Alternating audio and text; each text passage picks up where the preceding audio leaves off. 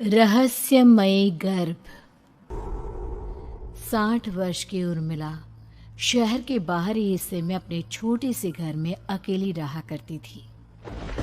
एक रात शहर में बहुत जोर का तूफान आया। जोर जोर से हवाएं और आंधी तूफान के साथ तेज बारिश होने लगी।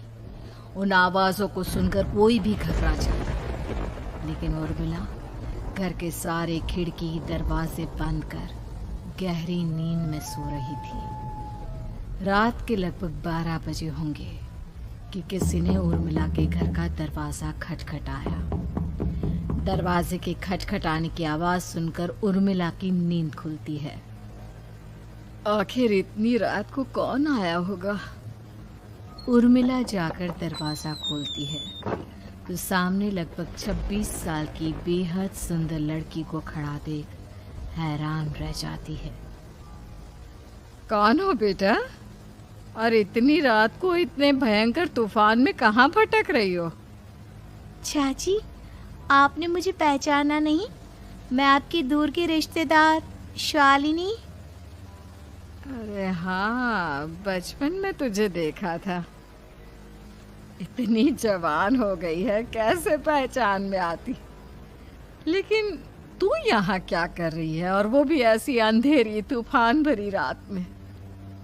उर्मिला की बात सुनते ही शालिनी की आंखों से आंसू बहने लगे। वो फूट फूट कर रोने लगी। ये देखकर उर्मिला को कुछ समझ में नहीं आया और उसने शालिनी का हाथ पकड़कर घर के अंदर आने के लिए कहा। जैसे ही शालिनी घर के अंदर रोशनी में आई, उर्मिला की नज़र उसके पेट की तरफ गई, जिसे देखकर ये साफ पता चल रहा था कि वो प्रेग्नेंट है। अरे, तू तो पेट से है। ऐसी हालत में इतने भयंकर तूफान में आधी रात को बाहर भटक रही है। आखिर बात क्या है बेटा? मुझे सब कुछ साफ साफ बता। क्या बताऊं चाची, ये सब जिसकी वजह से हुआ है उसके बारे में बताने में भी मुझे शर्म आती है। मैंने घर वालों की मर्जी के खिलाफ जाकर एक लड़के से शादी कर ली थी, पर वो शादी के 1 महीने बाद ही मुझे छोड़कर चला गया। छोड़कर चला गया का क्या मतलब? क्या उसके साथ कोई हादसा हो गया? नहीं, उसे कोई दूसरी लड़की पसंद आ गई और मेरी प्रेगनेंसी की खबर सुनते ही उसने मुझे बेसहारा छोड़ दिया। उसके बाद मैं अपने घर गई, लेकिन माँ पापा ने मुझे घर में कदम तक नहीं रखने दिया। तभी मुझे आपकी याद आई। कोई बात नहीं, कोई बात नहीं। तुमने यहाँ आकर अच्छा ही किया। एक काम करो, तुम आराम करो। वैसे भी ऐसी हालत में इतना घूमना फिरना और इस तरह आधी रात को बाहर भटकना ठीक नहीं होता। प्रेग्नेंट औरत को आधी रात को घर से बाहर नहीं निकलना चाहिए। बुरी आत्माएं उस पर अपना असर दिखा सकती है। और इतना कहकर उर्मिला ने शालिनी को एक दूसरे कमरे में जाकर आराम करने के लिए कहा। लेकिन जैसे ही शालिनी अपने कमरे में जाने लगी, अचानक से उर्मिला ने उसे रोक लिया। एक बात बताओ बेटा, तुम्हारा कौन सा महीना चल रहा है? पेट देखकर तो लगता है कि लगभग 6 महीने पूरे हो गए होंगे।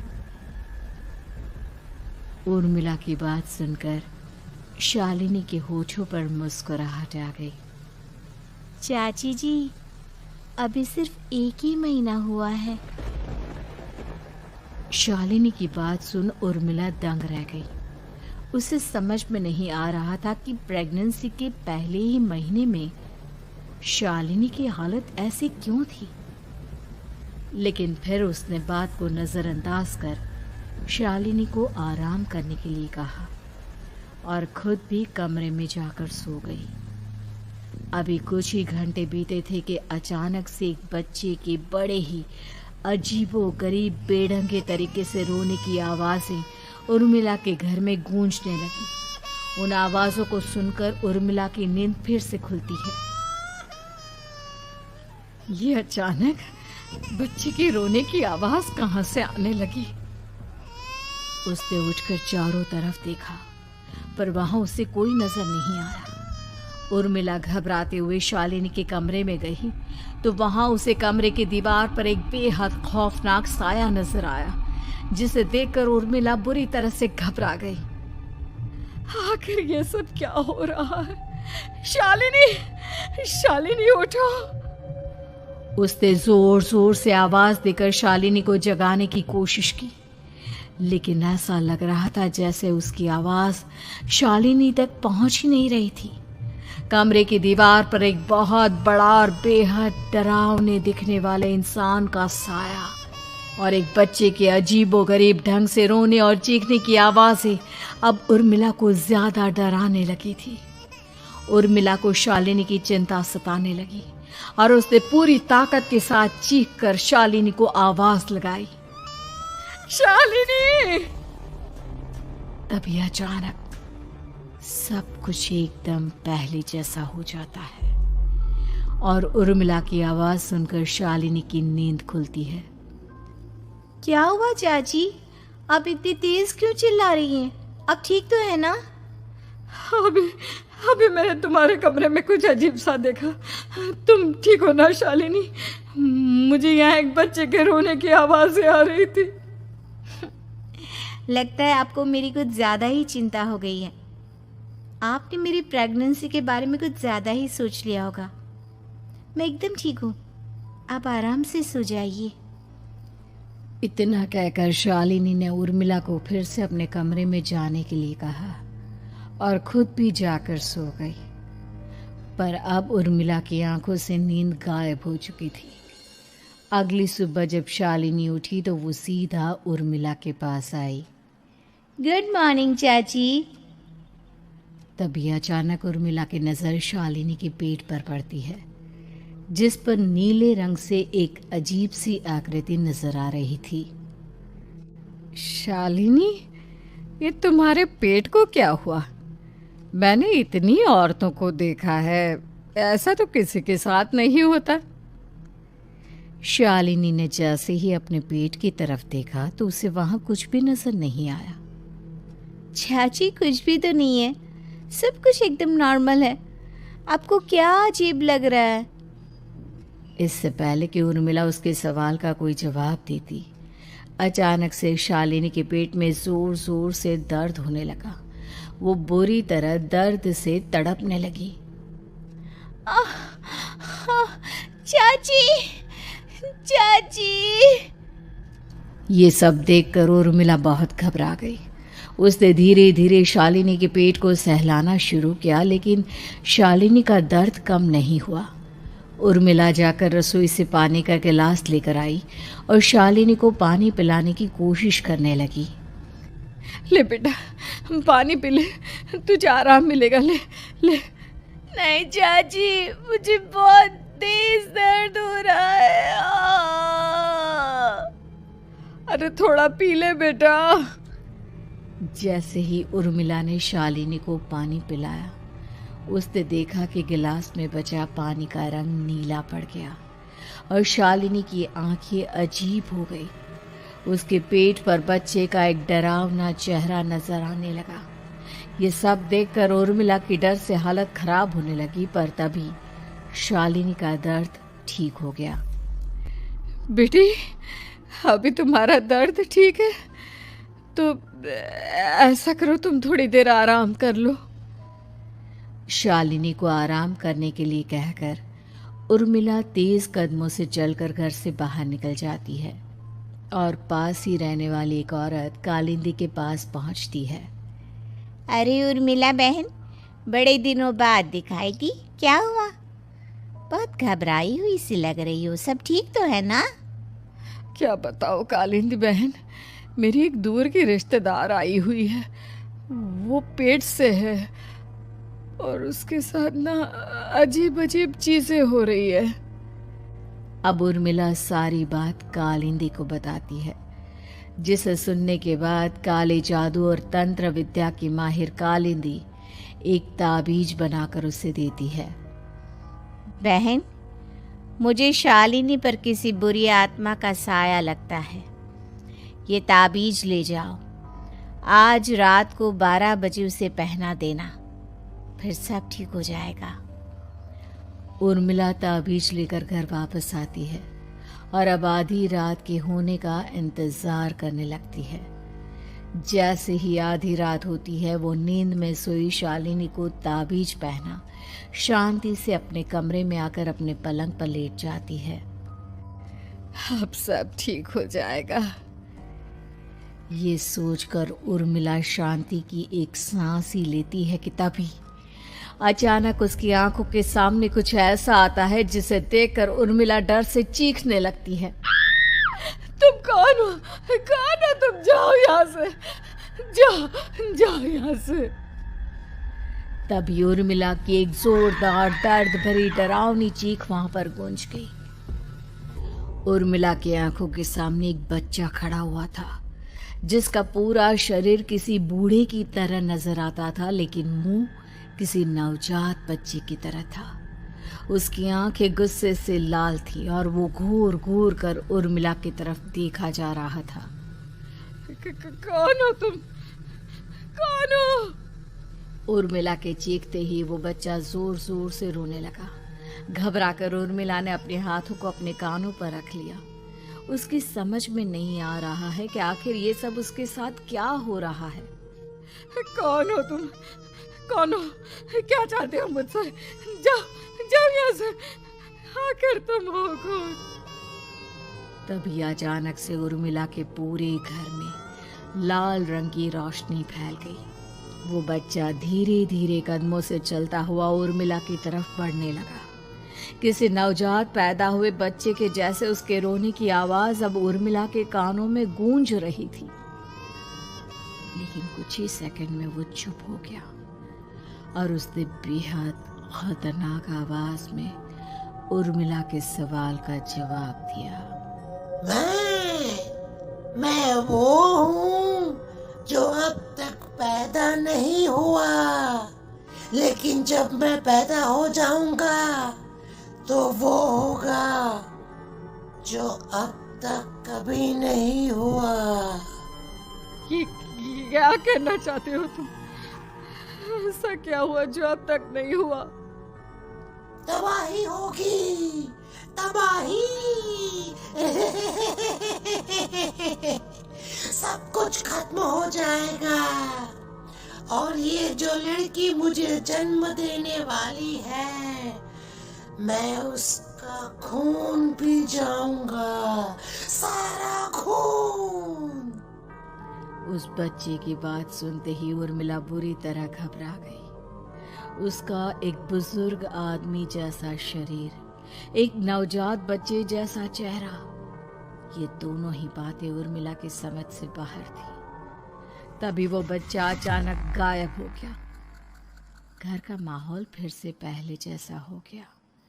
लाल रंग की रोशनी भी अब गायब हो चुकी थी। उर्मिला दौड़कर शालिनी के कमरे में पहुंची जहां वो गहरी नींद में सोई हुई थी, पर उसके गले का ताबीज गायब हो चुका था। उठो उठो शालिनी, उठो बेटा, मुझे तुमसे जरूरी बात करनी है। अरे चाची, क्या हुआ? इतनी रात को आप परेशान क्यों कर रही हैं? सब ठीक है ना? अभी जब तुम सो रही थी ना, तो मैंने तुम्हारे गले में एक ताबीज पहनाया था। कहाँ गया बेटा, बताओ मुझे। शालिनी ने चारों तरफ अपनी नजरें घुमाकर देखा, लेकिन वहां पर कोई ताबीज नहीं था। वह हैरानी से उर्मिला के चेहरे की तरफ देखने लगी। उसे समझ में नहीं आ रहा था कि आखिर उर्मिला किस ताबीज के बारे में बात कर रही थी। नहीं चाची, यहाँ कोई ताबीज नहीं है। लगता है आपने कोई बुरा सपना देखा है। मैंने कोई बुरा सपना नहीं देखा। खैर छोड़ो, तुम अब सो जाओ, कल सुबह बात करते हैं। डर और घबराहट की वजह से उर्मिला की आंखों से नींद तो जैसे बिल्कुल गायब हो गई थी। अगली सुबह उर्मिला बिना कोई देर किए गांव के बाहर एक छोटी सी झोपड़ी में रहने वाले बूढ़े पंडित के पास पहुंची। पंडित जी, मेरी मदद कीजिए। अरे आओ आओ उर्मिला, क्या हुआ? सब ठीक तो है ना? क्या बताओ पंडित जी, बहुत बड़ी मुसीबत है। मेरी दूर की एक रिश्तेदार लड़की पेट से है और उसके साथ बहुत डरावनी चीज़ें हो रही है। कल रात को तो एक अजीब सा दिखने वाला बच्चा मेरी आंखों के सामने आकर खड़ा हो गया था। ये तुम क्या कह रही हो? मुझे साफ साफ बताओ कि आखिर तुमने क्या देखा? उर्मिला ने अपने साथ हुई बीती रात की पूरी घटना पंडित जी को बताई, जिसे सुन पंडित जी के माथे पर चिंता की लकीरें उभर आई। अनर्थ होने वाला है, अनर्थ। बरसों पहले भी उस हैवान ने एक लड़की के पेट से जन्म लिया था और उसके बाद उस शहर को पूरी तरह से तबाह कर दिया। कैसी विपदा पंडित जी, कैसे बात कर रहे हैं आप? बताइए मुझे, और इसका उपाय क्या है? इसका उपाय तो है, लेकिन बहुत कठिन है। हो सकता है कि उस उपाय को करने के दौरान तुम्हारी जान भी चली जाए। मुझे मेरी जान की कोई परवाह नहीं, पर आप जिस तबाही के बारे में बात कर रहे हैं, बस वो नहीं होनी चाहिए। लाखों लोगों की जान बचाने के लिए मैं कुछ भी करूंगी। तो ठीक है, मेरी बात ध्यान से सुनो। बरसों पहले एक भयानक तांत्रिक ने अपनी तंत्र क्रिया के जरिए एक मासूम लड़की के साथ रिश्ता बनाकर उसके पेट से जन्म लिया था। इस तरह से वो अपने जैसे लोगों की संख्या इस दुनिया में बढ़ाना चाहता था। आपके कहने का मतलब है कि शालिनी के पेट से भी उस शैतान को जन्म लेना है, इसलिए उसने उसके साथ ये सब किया है। ठीक पहचाना तुमने। अब मैं तुम्हें एक ऐसा सिंदूर दूंगा जिसे तुम्हें ले जाकर उस लड़की के पेट पर लगाना होगा। क्या ऐसा करने से सब कुछ ठीक हो जाएगा? नहीं उर्मिला, ये सब इतना आसान नहीं। उस लड़की के पेट पर सिंदूर लगाने के बाद तुम्हें उसका पेट काटकर उस हैवान को बाहर निकालना होगा। नहीं पंडित जी, मैं ये सब नहीं कर सकती। मैं भला एक जिंदा लड़की के पेट को अपने हाथों से कैसे काट सकती हूँ? अगर तुमने ऐसा नहीं किया तो कुछ ही दिनों में वो हैवान उस लड़की के शरीर से जन्म लेगा और उसके शरीर के सारे खून को पीकर अपनी ताकत को बढ़ाएगा। उसके बाद वो धीरे धीरे इस पूरे शहर को तबाह कर देगा। यहाँ पर कोई जिंदा नहीं बचेगा। लेकिन अगर मैं उसके पेट को काट दूंगी तो क्या वो जिंदा बच पाएगी? अगर शालिनी को कुछ हो गया तो, अगर उसकी मृत्यु हो गई तो? ऐसा कुछ नहीं होगा उर्मिला, तुम्हें अपने मन को पक्का करके ये काम करना ही होगा। सिंदूर लेने के बाद उर्मिला झोपड़ी से बाहर निकलने ही वाली थी कि तभी पंडित जी ने उसे पीछे से आवाज देकर रोका। उर्मिला, उस लड़की का पेट काटकर हैवान को बाहर निकालना ही काफी नहीं होगा। तुम्हें ध्यान रखना होगा कि ये सब करते हुए उस बच्चे का जो आधा बूढ़े का शरीर है उस पर सिंदूर की एक बूंद भी ना लगने पाए, क्योंकि अगर ऐसा हुआ तो वो तुम्हें और बाकी सबको कच्चा खा जाएगा। पंडित जी की बात सुन उर्मिला की आंखें फटी रह गई और उसके शरीर में डर की लहर दौड़ गई। फिर भी उसने हिम्मत की।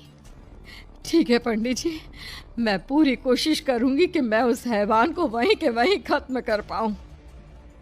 इसके बाद उर्मिला तेज कदमों के साथ घर वापस आती है। दिन बीतता है, रात का अंधेरा छाने लगता है। शालिनी खाना खाकर सोने चली जाती है और उर्मिला लगातार उसके गहरी नींद में सो जाने का इंतजार करने लगती है, जिसके बाद उर्मिला दबे कदमों से शालिनी के कमरे में पहुंच गई। मुझे ये करना ही होगा। अब उर्मिला ने धीरे धीरे शालिनी के पेट पर पंडित जी का दिया सिंदूर लगाना शुरू किया। उर्मिला के हाथ बुरी तरह से कांप रहे थे। उसके एक हाथ में चाकू था जिससे वो पेट काटने वाली थी उर्मिला ने एक नज़र शालिनी के चेहरे की तरफ देखा और फिर डरते हुए उसके पेट पर चाकू चलाना शुरू किया। कमाल है, मैं इसका पेट काट रही हूँ और ये आराम से सो रही है। इसे दर्द नहीं हो रहा क्या? तभी अचानक उर्मिला के कानों में बच्चे के रोने की आवाज़ सुनाई देने लगी। उसने घबराकर चारों तरफ देखा पर वहां पर कोई नहीं था। बस रोने की आवाज़ लगातार आ रही थी। उर्मिला बिना रुके लगातार शालिनी के पेट को काटती रही। उसे इस बात का भी ध्यान रखना था कि सिंदूर बच्चे के बूढ़े आदमी वाली शरीर के हिस्से पर ना लगे। कुछ ही देर में वो हैवानी बच्चा उर्मिला के हाथों में था। उसने बड़ी ही सावधानी से उस बच्चे को बाहर निकाला और पंडित जी के कहे अनुसार उसे घर से दूर जलाने के लिए ले गए। पर तभी उसके सामने वही बूढ़े शरीर और बच्चे के चेहरे वाला बच्चा आ गया। अपनी गोद में और सामने भी बच्चे को देखकर उर्मिला हैरान रह गई। मुझे मारोगी? मुझे इतनी हिम्मत कैसे आ गई तुम्हारी? तुम पैदा नहीं हुए हो और मुझे पता है जब तक तुम्हारा जन्म नहीं हो जाता तो मुझे कुछ नहीं कर सकते। इतना बोलते ही उर्मिला तुरंत उस बच्चे को घास के ढेर पर फेंक कर उसमें आग लगा देती है, जिसके तुरंत बाद वो बूढ़े आदमी की शरीर और बच्चे के चेहरे वाला अजीब तांत्रिक का भूत भी वहां से गायब हो जाता है। कुछ देर बाद उर्मिला घर पहुंचती है तो वो ये देखकर हैरान रह जाती है कि शालिनी का पेट अपने आप जुड़ चुका था। शुक्र है भगवान का और उन पंडित जी का, अब सब ठीक हो जाएगा। सुबह शालिनी सोकर उठती है तो अपना पेट देख बुरी तरह घबरा जाती है। चाची, चाची ये सब क्या हो गया? मेरा पेट अचानक कम कैसे हो गया? मेरा बच्चा कहाँ गया चाची? बेटी, वो बच्चा नहीं, एक खतरनाक तांत्रिक था जो तुम्हारे कोख से जन्म लेकर सबको मार देना चाहता था। वो पैदा होते ही तुम्हारी जान भी ले लेता, इसलिए मैंने पंडित जी के बताए उपाय से उसका खात्मा कर दिया है। अब सब ठीक है। शालिनी को उर्मिला की बात समझ में नहीं आती, जिसके बाद शालिनी को पूरी बात उर्मिला आराम से समझाती है। अब वो दोनों ही भगवान का शुक्र अदा करती हैं और एक साथ रहने लगती हैं।